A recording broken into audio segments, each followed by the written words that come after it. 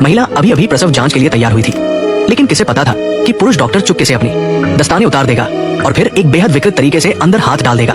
इससे महिला को तुरंत असहजता महसूस हुई और उसे एहसास हुआ कि शायद उसका शोषण हो रहा है। वो वहां से निकलना चाहती थी, लेकिन पुरुष डॉक्टर के चेहरे पर सच्चाई देखकर वो एक पल के लिए ये तय नहीं कर पाई कि उसका अंदाजा सही है या नहीं। घर पहुंचने के बाद वो बार बार नहाती रही ताकि अपने शरीर से उस गंदगी को धो सके। हालांकि क्लेयर को यह सब बर्दाश्त नहीं हुआ और जब उसने अपने पति को देखा तो उसने ये बात उसे बता दी। अपनी पत्नी को परेशान देखकर पति ने तुरंत इस मामले को अदालत में उठाया, लेकिन किसी को क्या पता था कि उस पुरुष डॉक्टर ने अपनी खबर टीवी पर देखने के बाद बिना सोचे समझे मेज पर रखी बंदूक उठा ली। डॉक्टर की मौत की खबर जल्द ही अखबारों में छप गई और उसकी गर्भवती पत्नी इस सदमे को सह न सकी। अचानक उसकी आंखों के सामने अंधेरा छा गया और वो जोर से जमीन पर गिर पड़ी। इस गिरने से उसके गर्भ में पल रहे बच्चे की मौत हो गई। हालांकि डॉक्टरों ने उसे बचाने की कोशिश की और उसकी जान बच गई, लेकिन ऑपरेशन में उसका गर्भाशय निकालना पड़ा, जिसके कारण वो जीवन भर दोबारा गर्भवती नहीं हो सकती थी। उसने इस सब का दोष क्लेयर और उसके परिवार पर मढ़ दिया। 6 महीने बाद क्लेयर ने अपने बच्चे को जन्म दे दिया था, लेकिन अपनी करियर की चाहत के कारण उसने और उसके पति ने एक नानी को घर पर बुलाने का फैसला किया ताकि वो अपने छोटे बेटे की देखभाल कर सके। लेकिन किसी को नहीं पता था कि जो नानी आई वो उस पुरुष डॉक्टर की पत्नी थी। 6 महीने तक आराम करने के बाद उस महिला ने बदले की पूरी योजना बना ली थी। अब जब वो क्लेयर के घर में घुस चुकी थी तो उसकी योजना धीरे धीरे शुरू होने वाली थी। अन्ना ने अपने पहले दिन क्लेयर को एक विंड चाइम, हवा की झंकार भेंट की और झूठ बोला कि इसकी आवाज बच्चे को सुलाने में मदद करेगी। खुशहाल क्लेयर ने बिना किसी शक के ये तोहफा ले लिया।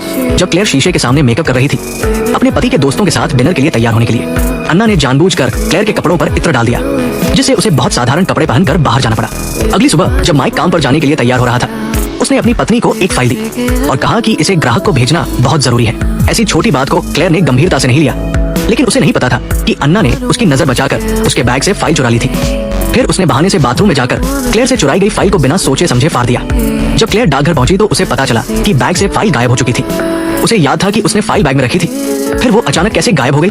पति के काम पर असर पड़ने की चिंता में क्लेयर को अपनी पुरानी बीमारी दमा फिर से शुरू हो गया। वो हमेशा अपने साथ दवा रखती थी क्योंकि उसे तनाव होने पर सांस लेने में तकलीफ होती थी। ये सब कार में बैठी अन्ना ने देख लिया। घर लौटने पर क्लेयर अपने पति से बार बार माफी मांगती रही, लेकिन समझदार पति ने इसे दिल पर नहीं लिया। हालांकि इससे बड़ा नुकसान हुआ था। वो जानता था कि उसकी पत्नी ने ये जानबूझकर नहीं किया, इसलिए उसने पत्नी को सांत्वना दी और रात भर जागकर नई फाइल तैयार की। ये सब अन्ना के बदले की योजना का पहला कदम मात्र था। क्लेयर के घर में एक लंबे समय से काम करने वाला कर्मचारी था, जिसका दिमाग पूरी तरह ठीक नहीं था और वो क्लेयर के परिवार को अपना परिवार मानता था। अपनी योजना को प्रभावित न होने देने के लिए अन्ना ने चुपके से क्लेयर की बेटी का अंडरगारमेंट उस कर्मचारी के टूल बॉक्स में रख दिया और फिर मौका बनाकर क्लेयर को इसे दिखाया। इस छोटी सी चाल से उसने 6 महीने से घर में रहने वाले उस कर्मचारी को बाहर निकलवा दिया। इस घटना ने क्लेयर के पूरे परिवार को उदासी में डाल दिया। रात को सोते वक्त माइक को अचानक नीचे से कुछ आवाज सुनाई दी। चोर की आशंका से वह बेसबॉल का डंडा लेकर नीचे गया। महिला नानी ने देर रात जानबूझकर अपनी शारीरिक बनावट दिखाई ताकि घर के मालिक को लुभा सके। उसने झूठ बोला कि उसे नींद नहीं आ रही और पुरुष से अनुरोध किया कि वो उसके कमरे में आकर उसे सुलाए, लेकिन उसे नहीं पता था कि उसकी चाल को माइक ने भांप लिया था।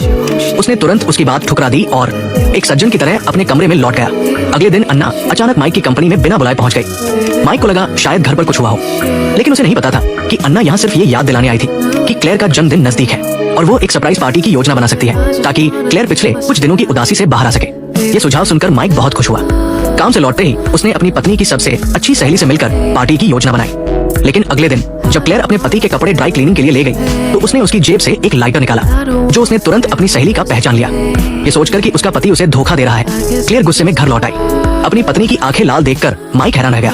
क्लेयर ने कहा, तुम ऐसा कैसे कर सकते हो? मुझे शांत रहने के लिए मत कहो। माइक समझ नहीं पाया कि क्या हो रहा है। फिर अचानक कमरे में ढेर सारे लोग नजर आए, जो उसके पति ने उसके लिए सरप्राइज के तौर पर बुलाए थे। गुस्से में उसकी सहेली वहां से चली गई और क्लेयर अकेली आंसुओं में डूब गई।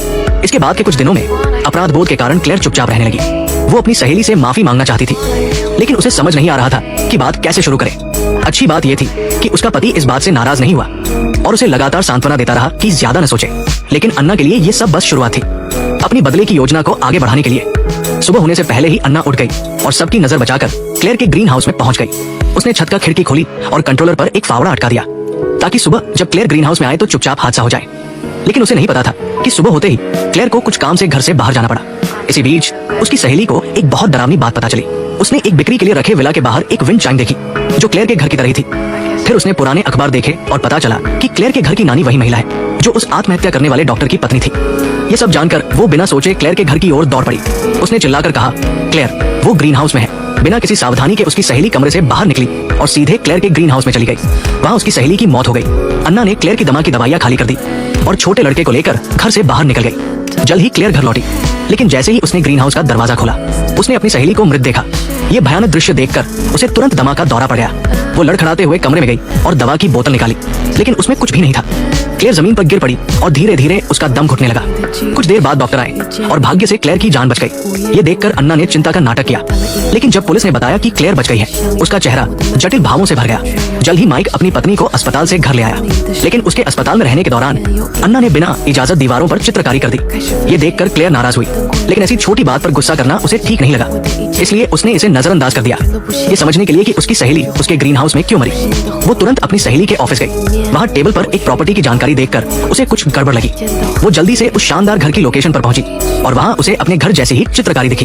ये समझते ही कि कुछ गलत है, वो तुरंत घर लौट आई। अपनी पहचान उजागर होने के बाद अन्ना के पास कोई चारा नहीं बचा और उसे घर से निकाल दिया गया। लेकिन तभी माइक को अचानक एक अजीब आवाज सुनाई दी। आवाज का पीछा करते हुए वो बेसमेंट में गया, लेकिन अचानक क्लेयर ने कुछ हलचल सुनी और वो भी बेसमेंट में पहुंच गई। वहाँ उसने देखा कि उसके पति की टांग टूट गई थी और वो हिल नहीं पा रहा था। इसी बीच अन्ना गुड़िया के रोने की आवाज सुनकर अटारी पर पहुंची, जहाँ वो कर्मचारी अचानक नजर आया। वो बच्चे को छीनना चाहती थी, लेकिन कर्मचारी ने बच्चे को मजबूती से पकड़ रखा था। तभी क्लेयर वहाँ पहुंची और उसने अन्ना को अटारी से बाहर धकेल दिया। अन्ना नीचे गिरकर मर गई और उस कर्मचारी पर से गलतफ हमी हटी, जिसे क्लेयर ने अब भरोसा करना शुरू कर दिया। इसके साथ ही फिल्म खत्म हो गई।